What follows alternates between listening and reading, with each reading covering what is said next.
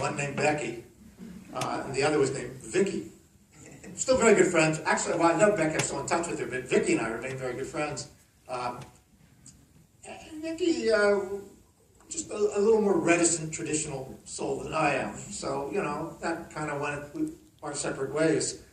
So I will confide to you that Becky is really a kind of exaggerated depiction of Vicky. But since Vicky and I are still friends, Vicky saw this film.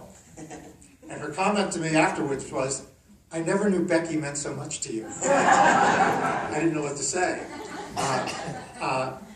The other autobiographical element is I tell whoppers just to see what I can get away with sometimes. I for years told my wife that in order to get an Orthodox Jewish divorce, you have to take a chicken and swing it over your head and say, "I divorce you, I divorce you, I divorce you," 3 times. Elements of that are based in fact, most of that is just baloney. But I told it to her, among other things that I would tell people. This is years ago, before we had kids or anything, and sometime later we were going to a play at a theater in Philly where we lived with an actress friend of ours. I was just kind of waiting, you know, so we go in on time, not listening too closely to what Sherry and Arlene were talking about.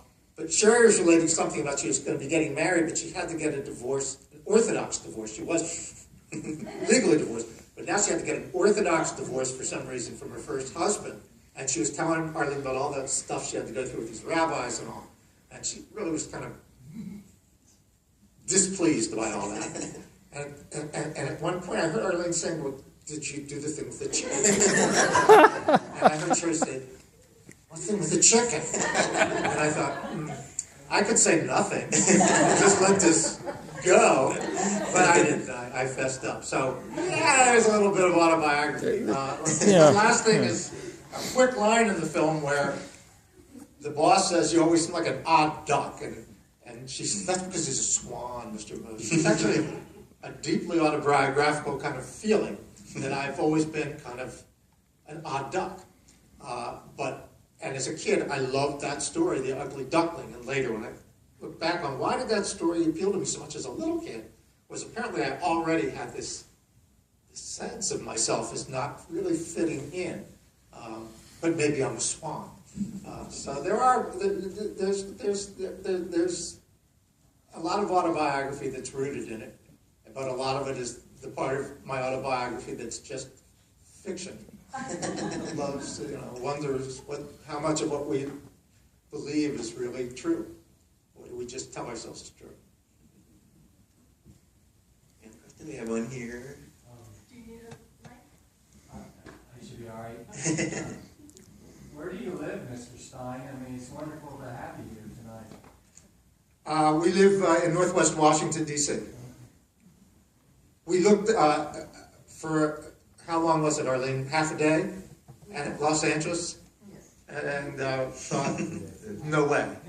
Not only would we be mortgaging my career to writing films in order to pay for that real estate, but we really didn't want our kids to grow up in an environment where the writers talk about what they do in terms of their contracts. So. Well, I, for one, I'm glad that you guys stayed in D.C. because for those that don't know, Arlene used to work in the movie image section with us, and it was a very positive experience for me working with her. So thank you for staying in D.C. for that, for my own selfish reasons. Oh, worked out well for me. Yeah. I have a question here in the front. From a business perspective, how much, what is your agreement with when you turn your script over to somebody and how much they change, and do you have any authority or control of what they change? Yeah, so I can answer the last part first. How much authority I have? None. It's a really interesting question to compare playwriting to screenwriting. Playwrights, which I do that too, retain their copyright. And so, theoretically anyway, and in fact, in most cases, theaters, if they're going to do your play, cannot change any of that play without your permission. and at a certain point they cross a legal line if they do.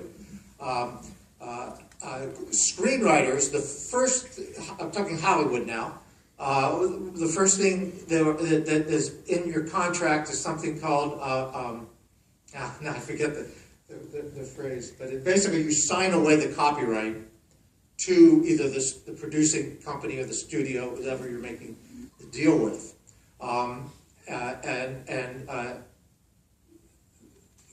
The reason that screenwriters did this is, first of all, remember that this medium began without words, as a silent medium. So in effect, its kind of business model was already in place by 1929 when sound came in. And then keep in mind that in the 1929 into the 1930s was a tremendous period of labor organizing in this country. And screenwriters, who were as abused as any other group of working people in their respective ways, wanted to create a union. Under the National Labor Relations Act, this is sounding awfully technical, but it has a big impact on what you're asking.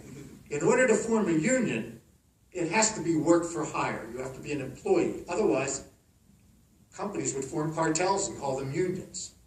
So to be an employee, work for hire, just legally, they need the copyright. So what the bowl of potage that screenwriters got in the 30s for selling their birthright / copyright to the producers was they could form a union, they could get health care, dental care, and they could get paid, well, actually, it's more than a living wage. It's a really good minimum, and most work for more than the minimum. Playwrights get to keep their copyright, but the difference between what I made just writing this, let alone the residuals later, and what I make if a play gets produced at, say, a pretty good theater, just put a couple zeros next to that. And I mean, it's a tremendous difference in compensation. But I have absolutely no control over the script. And that then has an artistic effect. Because, number one, if they want to, they'll just replace you, and that happens all the time. It happened on this. But the other thing is you will self-censor yourselves, because you don't want that to happen. So places that one might think about going as a writer, most Hollywood screenwriters will put in the question, will this fly? And they'll tend to, and I'm not an exception to this, they'll tend to err on the cautious side and do it with the familiar rather than the new and the bold. I felt that the screenwriting was outstanding. I mean, Thank you. But I will say that the two all the actors, but both Goldie Hawn and Steve Martin elevated it. Yeah. Because they were so capable in the way they presented that comedy. It was perfect. Yeah, yeah. And I mean, it just was so well done. Yeah. There were two moments that I'll mention that I just think they're both such good, and this may sound condescending, I don't mean it to be, I actually mean this as a compliment. They are two of the finest clowns that we have. And the two moments that come to mind in that respect are when she wakes up in the morning and he's not in the bed. She shows that with her toes. And his deal with that finger, which with David Delaney. I mean, the man is just and that's not in the script. Those are in the script. I was going to ask you about that. Yeah, I mean, it may have been Frank. I wasn't there, but they could pull it off. I think, if I remember right, that Dana was not told what he was going to be doing.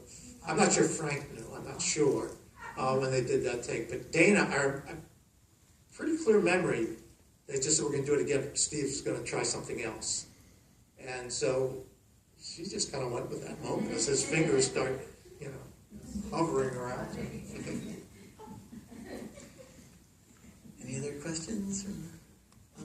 Do you work on more than one project at a time, or is this your baby until it's finished and you move on to something else? I usually have a couple things, particularly back in those days, would have a number of things cooking at different stages. But when I have something like this, that's clearly kind of front and center. But there will be periods where it goes to the studio after a draft, and I need to wait for the comments. And as much for my mood as anything else, I want to have something I can turn to, because otherwise I'm just going to sit around and write scenarios about why this is not going to go well. So yeah, I usually do have at least two things cooking at some stage of development. I think we have time for one more question. Yes, when you're writing a script like this, do you imagine the actress or actor that would be best suited for it? Because this was perfect. I'm sorry, do I have actors in mind? Yes. Yes. When I usually do, though I don't want that to be understood as I'm writing it for that actor, because that's not, particularly the film, not my call. Deborah Winger, for some reason. This was written back in was released in '92. I was writing it in the late '80s, '88, '89 probably. For some reason in my head I was seeing Deborah Winger. And then I think we saw, I can't think of the name, we saw some kind of offbeat film, and I don't even remember the actress, but then she kind of came into my head. And you know, well, I'll say this though, I clearly had younger actors in my head than these two.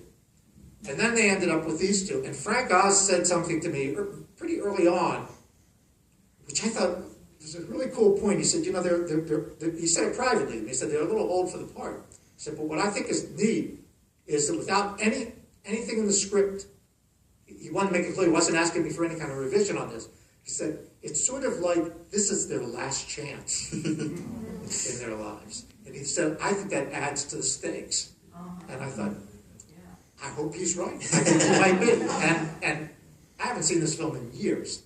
I think he was right. Yeah. I think he was right. I was going to ask you about that. I've read some, not criticism necessarily of the age of the actors in this film, but definitely people commenting on it. But then I thought to myself, I looked it up just to make sure. Adam Sandler now is older than Steve Martin was when he made this movie. And it's like, you know, people are fine to put him in things where he's playing someone who's, irresponsible buffoon. So it's not that much of a stretch in my opinion. And I thought they were both great. And that was why I asked though about the change from Meg to Goldie, whether or not it made an impact. All right, well, I have one last question for you, and that is, Amy Gallick, who is our very wonderful projectionist tonight, has done some house sitting for you in the past. Yes. How would you rate her as a house sitter? Excellent. Excellent house sitter. She was also dog sitter. Oh, right. And far superior than, well, that was a babysitter we had where we gave the kid the stapler to play with.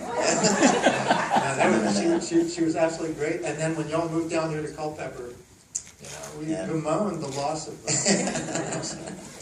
Well, thank you very much, Mark, and thanks to everybody for coming out tonight.